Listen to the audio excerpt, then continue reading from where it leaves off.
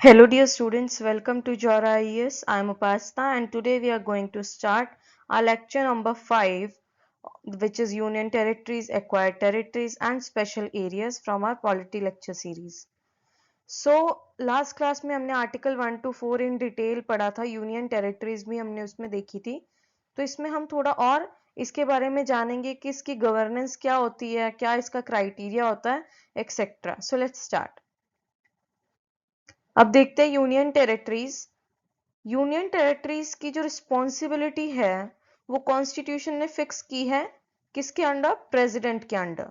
Okay, सो ये कहाँ दी गई है? पार्ट 8 ऑफ द कॉन्स्टिट्यूशन है, उसमें ये डील करती है कि कैसे एडमिनिस्ट्रेशन होगी और क्या पैटर्न रहेगा एडमिनिस्ट्रेशन का यूनियन टेरिटरीज में। 7th अमेंडमेंट ऑफ 1956 जो है वो बताती है कि पार्ट सी और जो पार्ट डी है, लास्ट क्लास में हमने पढ़ा था कि जो कैटेगरी डिवाइड हुई थी at the time of independence, D category में आपको याद होगा there was only Andaman and Nicobar, right. तो उसमें जो सी एंड डी कैटेगरीज थी उनको जो था ना, अब वो क्लब करके क्या बना दिया गया है? Union territories under the first schedule. अब पढ़ते यूनियन टेरिटरीज की एडमिनिस्ट्रेशंस के बारे में। तो ये तो हमने देख लिया कि यूनियन टेरिटरीज क्या होती है और किस आर्टिकल के अंडर आती है। बट जो पावर है ना अपॉइंट करने की एडमिनिस्ट्रेटर, अब जो एडमिनिस्ट्रेशन है वो कौन करेगा? एडमिनिस्ट्रेटर। और वो कैसे करेगा यूनियन टेरिटरी का? वो लाई करता है अंडर आर्टिकल 239 सब क्लॉज 1 में। ओके, तो इसमें क्या होता है कि जब देखो, पहले तो प्रेसिडेंट अपॉइंट करेगा किसी को भी, ठीक है, वो किसी को भी अपॉइंट कर सकते हैं, लाइक कि वो गवर्नर को भी अपॉइंट कर सकते हैं, governor of a state, neighbouring state. अब जैसे हम मान लेते हैं, एग्जांपल लेते हैं चंडीगढ़ का, इट इज अ यूटी, उसके नियरेस्ट हम बोल सकते हैं पंजाब है, राइट। तो पंजाब का जो गवर्नर है, chief minister is another thing, right. जो गवर्नर है उनको भी वो चंडीगढ़ के एडमिनिस्ट्रेटर बना सकते हैं बाय हिज चॉइस। ओके, लेकिन देखिए जब पंजाब में वो गवर्नर रहेंगे तब वो किसके अंडर चलेंगे? Council of ministers of the state. But अगर वो चंडीगढ़ के हेड बन जाते हैं, मींस चंडीगढ़ के एडमिनिस्ट्रेटर बन जाते हैं, तब वो इंडिपेंडेंट हो जाएंगे from the council of minister. ये यहाँ पर बताया गया कि independently of his council of ministers.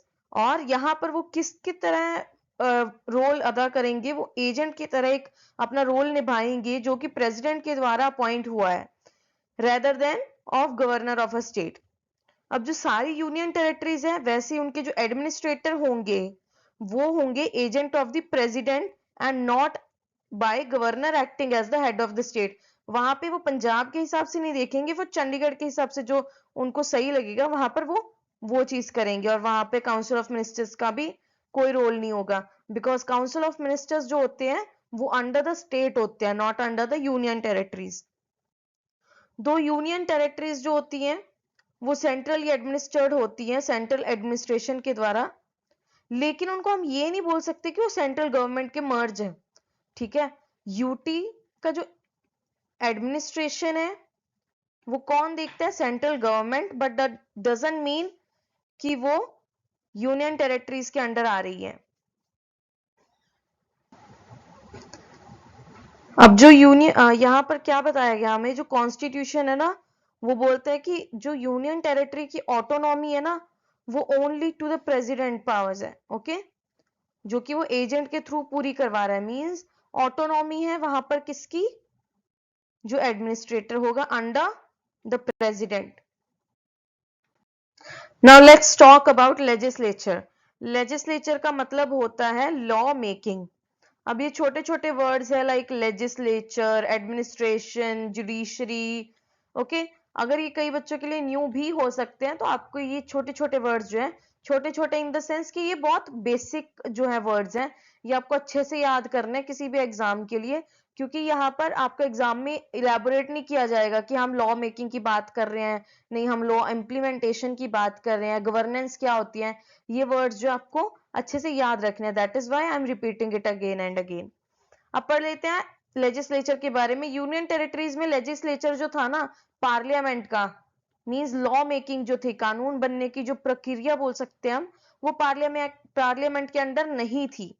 लेकिन आफ्टर 37th अमेंडमेंट एक्ट 1962 जो है सब क्लॉज अंडर ए, ठीक है, उसमें क्या हुआ, आर्टिकल 239 बना, जिससे क्या हुआ कि पार्लियामेंट इंटाइटल हो गई थी, पार्लियामेंट को पावर मिल चुकी थी क्रिएट करने की लेजिस्लेचर या फिर काउंसिल ऑफ मिनिस्टर किसी भी यूनियन टेरिटरी में, या फिर दोनों किसी भी यूनियन टेरिटरी में। जैसे कि अब हम एग्जांपल ले सकते हैं पौंडीचेरी, मिजोरम, अरुणाचल प्रदेश, गोवा एंड दिल्ली, इनको स्टेटहुड मिल चुकी है। जैसे हम दिल्ली के बारे में पढ़ते हैं, दिल्ली के बारे में सभी को पता होगा, सीएम कौन है, अरविंद केजरीवाल, राइट। तो वो कैसे मिला, हम यूटीज में पढ़ते हैं कि एडमिनिस्ट्रेटर होना चाहिए, बट वहां पर सीएम कैसे है, इसी के अंडर है वो, ठीक है, इसी आर्टिकल से, इसी जो अमेंडमेंट एक्ट था उसके कारण ये चीज आई थी, उनको स्टेटहुड मिली है। ये आपको याद रखना है कि कौन सी यूनियन टेरिटरीज को स्टेटहुड मिल चुकी है। Okay, exam point of view से ये भी इंपॉर्टेंट हो जाता है।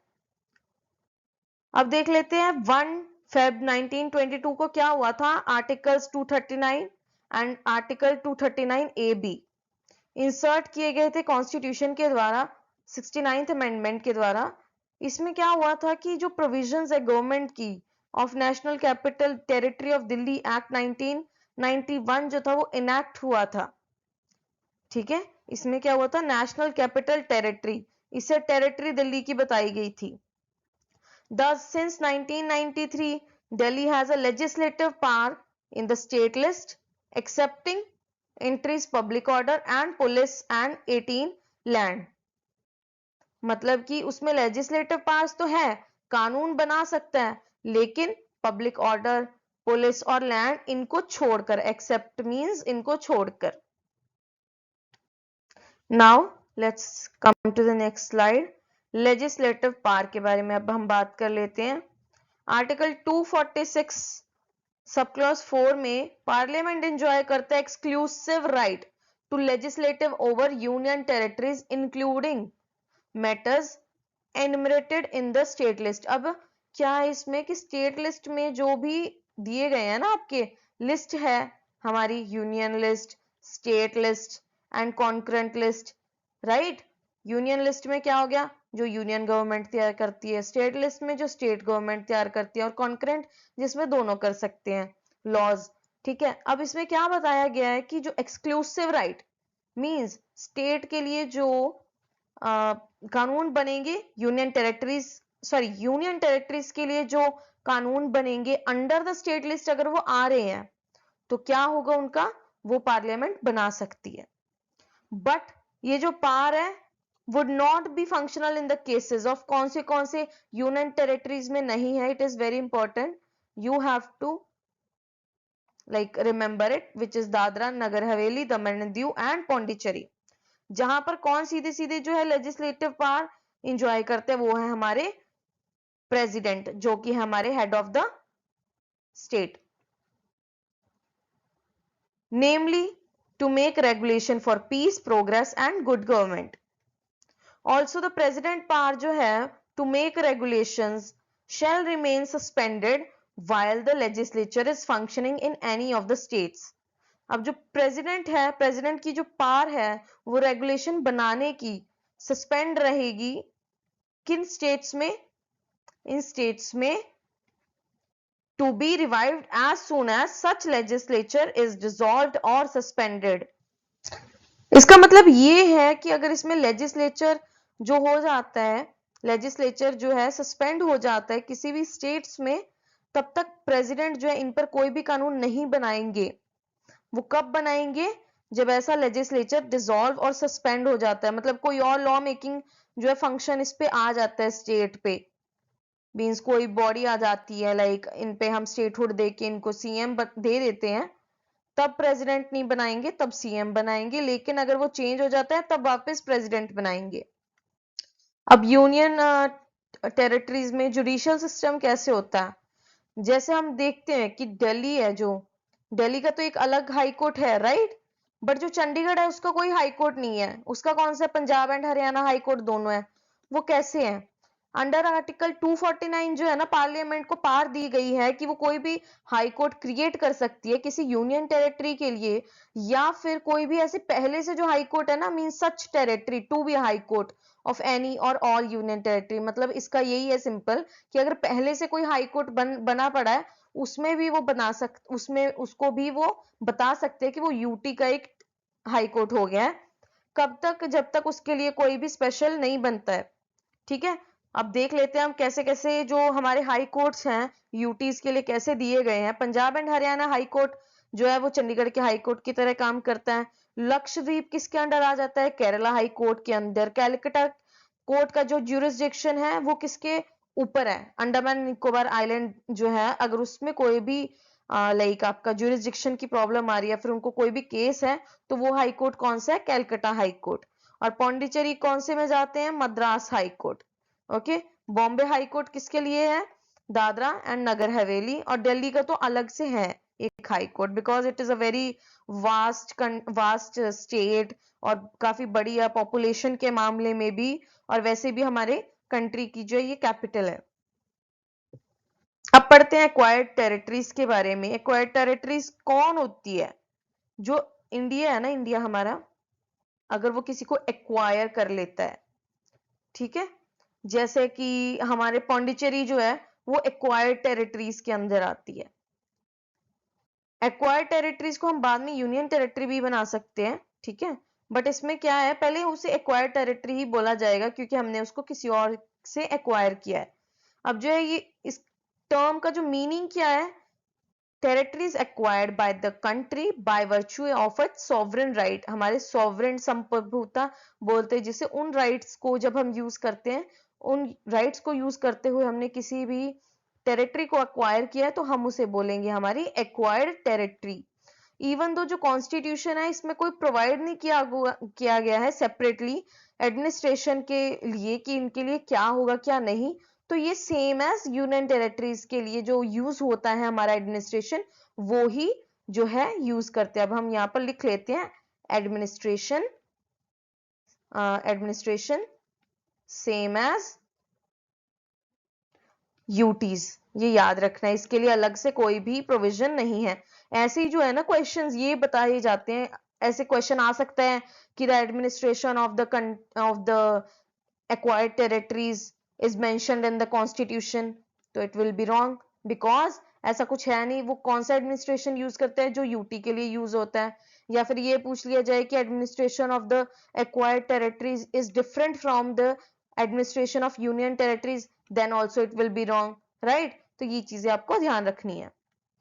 Thus the territory of Pondicherry, Karaikal, Yanam and Mahe was administered by the President of India through a chief commissioner until it was made a union territory। देखो मैंने बताया था इनको आप बाद में union territory बना सकते हो, ठीक है।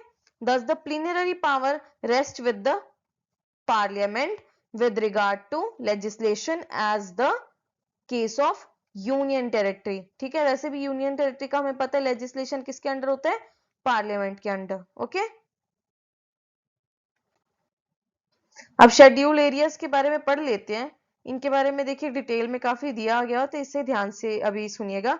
जो पार्ट 10 है of part 10 of the constitution है, उसके अंडर जो हमारा आर्टिकल है 244, वो हमें स्पेशल प्रोविजन देता है एडमिनिस्ट्रेशन के लिए, कुछ एरियाज के लिए, जिनको क्या कहा जाता है? We will highlight this schedule areas, okay. Schedule areas के लिए हमारा कॉन्स्टिट्यूशन जो है वो स्पेशल प्रोविजन देता है। जैसे कि अभी हम पढ़ लेते हैं कौन से हैं। असम, मेघालय, त्रिपुरा, मिजोरम, ठीक है, ये सब है जो ये कहीं ना कहीं किसी ना किसी स्टेट में भी लाई कर रहे हैं, यूनियन टेरिटरी में भी लाई कर रहे हैं, हमने देखा ना। बट इन्हें शेड्यूल एरिया क्यों बोला जाता है? क्योंकि यहाँ पर बैकवर्डनेस हो जाती है पीपल की इन एरियाज में। मान लीजिए एक स्टेट है, ये पूरा स्टेट है, लेकिन यहाँ के जो बंदे हैं ना पूरे डेवलप है, यहाँ के बंदे कहीं मिडल में चल रहे हैं, और यहाँ पर काफी हिल्स आ गए हैं, कुछ आ गया है, काफी जियोग्राफिकल ऐसा कुछ एरिया आ गया है। फिर यहाँ पर जो है ना वो बंदे काफी ज्यादा पीछे हैं, बैकवर्ड है, ये एरिया है, मतलब इनके लिए यहाँ पर जाना थोड़ा सा मुश्किल था, इसलिए ये बैकवर्ड रह गए हैं। मैं नहीं बोल रही कि ये एक क्राइटेरिया कि वहां पर कोई जोग्राफिकल फीचर्स होने चाहिए, आई एम जस्ट सेइंग कि उनके रीजन ये थे कि यहाँ पर इन चीजों के होने के कारण वो बैकवर्ड रह गए हैं। तो ये हो जाएगा schedule area.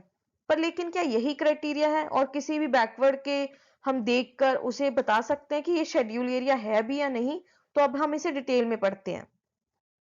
It is subject to legislation by parliament. The power to declare any area as schedule area is given to the parliament.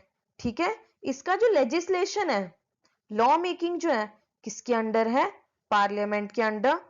Power किसको दी गई है किसी भी एरिया को शेड्यूल एरिया बताने के लिए? That is given to president. Okay, जो दीज एरिया है ना inhabited by the tribes specified as scheduled tribes. Okay, जो शेड्यूल्ड ट्राइब्स है यहाँ पर ज्यादा पाए जाते हैं और इन स्टेट्स में अदर देन असम, मेघालय, त्रिपुरा, मिजोरम, ठीक है, उन्हें शेड्यूल्ड ट्राइब्स बता दिया जाता है। स्पेशल प्रोविजन क्या है फॉर द एडमिनिस्ट्रेशन? इनका जो है 5th शेड्यूल में बताया गया है। अभी हम 5th शेड्यूल अगर हम पढ़ते हैं उसमें क्या बताया जाता है? शेड्यूल एरियाज के बारे में बताया जाता है। According to its executive power. अब एग्जीक्यूटिव क्या है? लेजिस्लेशन, एग्जीक्यूटिव, जुडिशरी, राइट, हमने पढ़ा था ना पहले। एग्जीक्यूटिव मीन जैसे जो एडमिनिस्ट्रेशन करते हैं, ठीक है। Union shall extend to give in directions to the respective states regarding the administration for the schedule areas. Okay? तो इसका क्या मतलब है? इसका मतलब ये है कि जो स्टेट्स हैं वही वहां पर क्या करेंगे? एडमिनिस्ट्रेशन करेंगे शेड्यूल एरियाज की, ठीक है। उसके लिए कुछ अलग बॉडी नहीं है, लेकिन जो गवर्नर है ना उन स्टेट्स के शेड्यूल एरियाज है जहां पर, उनको एक रिपोर्ट सबमिट करनी होती है। किसको? प्रेसिडेंट को। अब ये आपको याद रखना है, कौन रिपोर्ट सबमिट करेगा? गवर्नर करेगा। किसको करेगा? प्रेसिडेंट को करेगा। क्वेश्चन आ जाता है कि governor will give it to central government, या फिर प्रिसाइजली लिखा हो कि council of minister and prime minister, ऐसा कुछ लिखा हो। It is wrong. ऐसा आ जाए कि चीफ मिनिस्टर दे रहे हैं प्रेसिडेंट को, इट इज रॉन्ग। क्या सही होगा? Governor to president. ओके, ऐसे छोटी छोटी डिटेल्स जो है ये आपके एग्जाम्स में पूछ ली जाती है, तो it becomes important. Okay, so let's move to our next slide. Tribes advisory council जो है वो कॉन्स्टिट्यूट होती है एडवाइस देने के लिए कौन से मैटर्स पे? Welfare and advancement of the scheduled tribes in the states as may refer to them by governor. अब ये क्या बताया गया है? ट्राइब्स एडवाइजरी काउंसिल है ना, वहां पर बनाई जाती है किसके लिए? ट्राइब्स के लिए। क्यों बनाई जाती है? उनके वेलफेयर के लिए। वो क्या करती है वहां पर? जो भी उनको गवर्नर बताते हैं। ओके, जो गवर्नर है वो ऑथोराइज्ड है direct, the governor is authorised to direct that any particular act of the parliament. मतलब जो गवर्नर है ना, कोई एक्ट मान लीजिए बनाया गया है, act by the union government और the parliament, sorry, okay, parliament के द्वारा जो है कोई भी बनाया गया है एक्ट, ठीक है। अब पार्लियामेंट के द्वारा एक्ट बनाया गया है, किसके लिए बनाया गया? स्टेट्स के लिए, अंडर द यूनियन लिस्ट या फिर स्टेट लिस्ट, कोई भी है। बट अगर वो आ जाता है, मान लीजिए कोई ऐसा, अभी हमने पढ़े थे ना कुछ एरियाज जो है शेड्यूल एरियाज वाले, वहां पर आ जाता है, तो वहां पे गवर्नर जो है ना, वहां पर उसकी पावर है। क्या पावर है? अब हम पढ़ते हैं कि वो ऑथराइज कर सकता है कोई भी पर्टिकुलर एक्ट की पार्लियामेंट ने जो बनाया है स्टेट लेजिस्लेचर के लिए, कि ये इस शेड्यूल एरिया पर नहीं लागू होगा। वो क्यों है? क्योंकि कई जो हम बोल सकते हैं कई लॉज के कारण कई शेड्यूल एरियाज हैं या फिर कई ट्राइब्स हैं, उनके सेंटिमेंट्स को ठेस पहुंच सकती है। इसलिए वहां पर गवर्नर सीधा सीधा बोल सकता है कि नहीं, ये हमारे यहाँ इम्प्लीमेंट नहीं होगा, तो वो उनको गवर्नर को पावर दी गई है। The governor also can make regulations, prohibit और रिस्ट्रिक्ट कर सकता है। ये बहुत इंपॉर्टेंट है, this is PYQ of UPSC prelims, ठीक है, कि वो जो ट्रांसफर ऑफ लैंड है ना amongst member of scheduled tribes, regulate the allotment of land and regulate the business of money lending। ये आपको ध्यान रखना है कि शेड्यूल्ड ट्राइब्स जो है उनका अगर अलॉटमेंट ऑफ लैंड है, रेगुलेशन ऑफ द बिजनेस है और मनी लैंडिंग है, इन तीनों में जो है अगर गवर्नर चाहे तो वो रेगुलेशन बना सकते हैं। और जो भी ये रेगुलेशन गवर्नर बनाएंगे इनको प्रेसिडेंट का एसेंट मींस प्रेसिडेंट की सहमति मिलनी चाहिए। The foregoing provisions of the Constitution relating to the administration of the scheduled areas and tribes may be altered by the Parliament by ordinary legislation। इसका मतलब क्या है, जो अभी चल रहे हैं ना कॉन्स्टिट्यूशन के रिलेटेड एडमिनिस्ट्रेशन शेड्यूल एरियाज में या फिर ट्राइब्स में, वो पार्लियामेंट के द्वारा ना मतलब हेर फेर नहीं, ऑल्टर किए जाते हैं। ऑल्टर मीन्स उनमें थोड़ा सा अगर changes would be the right word, change लाना होगा ऑर्डिनरी लेजिस्लेशन के द्वारा without being required to go through the formalities relating to the amendment of the constitution, वो कर सकते हैं। ठीक है, मींस गवर्नर जो है प्रेसिडेंट का एसेंट लेंगे, फिर वो पार्लियामेंट में भी ऑर्डिनरी लेजिस्लेशन के द्वारा हो जाएगा चेंज। सो अब हम पढ़ लेते हैं ट्राइबल एरियाज के बारे में। पहले हमने पढ़ा था स्केड्यूल्ड एरियाज के बारे में। ठीक है, अब जो ट्राइबल एरियाज जो होते हैं वो कहाँ कहाँ पर पाए जाते हैं, हमारे असम, मेघालय, त्रिपुरा, मिजोरम, इनके जो सेपरेटली इनके लिए डील किया जाता है अंडर आर्टिकल 244 सब क्लॉज 2, और ये पाया जाता है हमारे 6th शेड्यूल में ऑफ द कॉन्स्टिट्यूशन। जो ये ट्राइबल एरियाज है इनके जो एडमिनिस्ट्रेशन है वो ऑटोनॉमस डिस्ट्रिक्ट्स के अंडर आते हैं, और जो ये ऑटोनॉमस मींस खुद के द्वारा चलाए जाने वाले डिस्ट्रिक्ट जो है वो एग्जीक्यूटिव अथॉरिटी के आउटसाइड नहीं है। मींस जो स्टेट का एग्जीक्यूटिव अथॉरिटी है वही सेम है ऑटोनॉमस डिस्ट्रिक्ट का, बट जो प्रोविजन है creation of the district council and regional council for the exercise of certain legislative and judicial function, means आते ही अंडर स्टेट के ही है, बट इसमें क्या होता है कि वो अपने सेपरेट जो है डिस्ट्रिक्ट काउंसिल और रीजनल काउंसिल बना सकते हैं। क्यों? कुछ लेजिस्लेटिव और कुछ जुडिशियल फंक्शंस के लिए, सारे नहीं, कुछ सर्टन, यहाँ पे लिखा हुआ है ना सर्टन, तो ये वर्ड जो है ना ये काफी मींस आपके लिए इंपॉर्टेंट हो जाते हैं कि ऑल आ जाए, all legislative judicial functions, no it will be wrong, certain. ठीक है, और जो ये काउंसिल्स है इनका प्राइमरी मींस जो प्रायोरिटी जो हम बोल सकते हैं, क्या होता है इनका रिप्रेजेंट करते हैं ये हमारे लॉ मेकिंग को कुछ स्पेसिफाइड फील्ड के लिए। कौन से फील्ड अब हम देख लेते हैं, management of forest other than a reserved forest, ये इंपॉर्टेंट है, वहां पर आ सकता है कि management of the all forest, तो that will be wrong, management of forest other than reserved forest, inheritance of property, marriage, social custom, and the governor may also confer upon these council the power to try certain suits or offenses, means governor भी इसमें अपनी मतलब कर सकता है, वो उसकी power होगी यहाँ पर।